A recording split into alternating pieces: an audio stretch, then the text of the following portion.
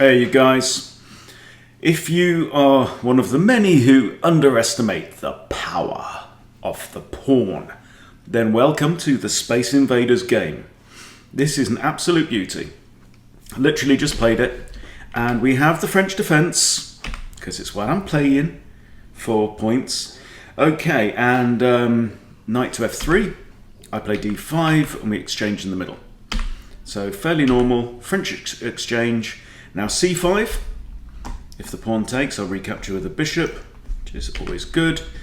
Bishop comes out with check, and I block with my knight. And the knight comes here, and it's time to kick the bishop away.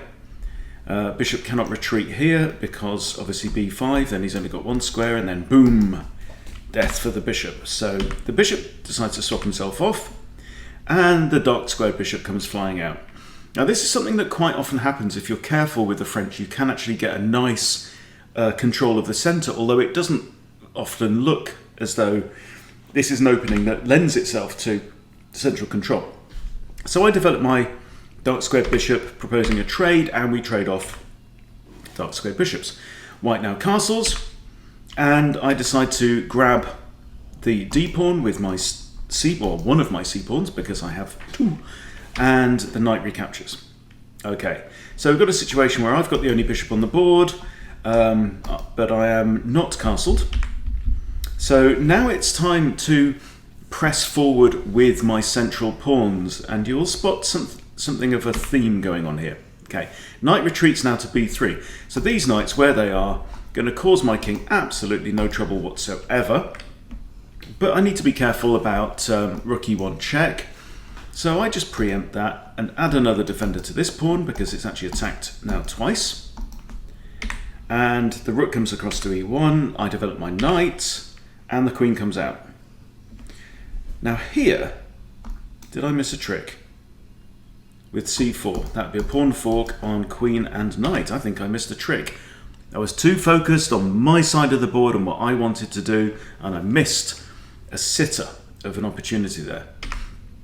Now the knight retreats, maybe white spotted it, and I centralise a rook.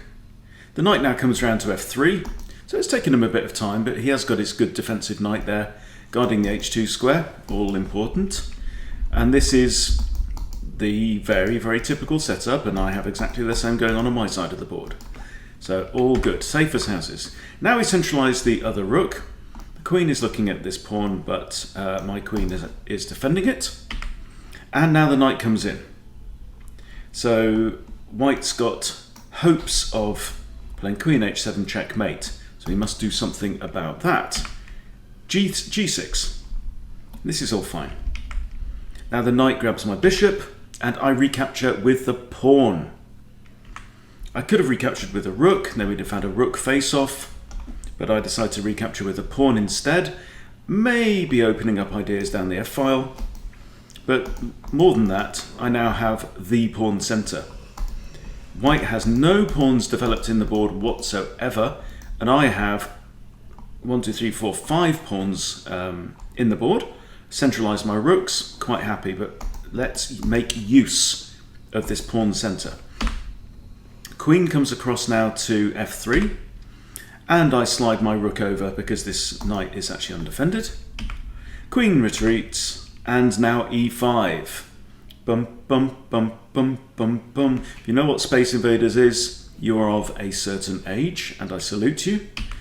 White now centralises his other rook. So has he got ideas about coming after this pawn? I don't know. He's got 3 attackers on it, I've got 3 defenders. So right now it doesn't make sense. So I push d4 anyway, kick the knight. Knight comes here, forking queen and knight, and we exchange. And now rook d to e8, because there are 2 attackers on this pawn, of course. And rook to d2. So this looks like, no, what's white planning to do? Does he want to double up his rooks on here? Or is he simply defending his pawns by putting his rook on the second rank? So now, rook to f4. And we hit the queen. Queen must move. And what do you think comes next? That's right, e4. These pawns are just pressing their way up the board, really pushing firmly with this advantage that I've got of being the only person with these centralized pawns, and I'm squeezing the life out of white now, squeezing his space away. Queen now comes down with check, and I push my king up to g7. And now we have a pawn push. Okay. f3 is played. So, pretty obvious next move. e3! Let's keep going. In for a penny, in for a pound. These pawns are monstrous. And now we have rook to e3. And here we have the idea for a tactic. Can you spot the tic-tacs, guys? On here. Okay, so my thought is that if I can push my pawn, I'm attacking, there's a discovered attack on the queen, and I'm also attacking this rook here.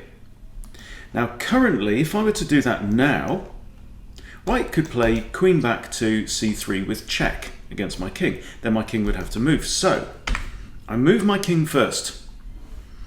And now, a real mistake from white. Because if you think about it now, if I push this pawn here, okay, yep, the queen's under attack, the rook's under attack, but if the pawn goes there, the queen could simply capture the pawn. Yeah? And if I take the queen, pawn takes, and hunky-dory, we're all okay.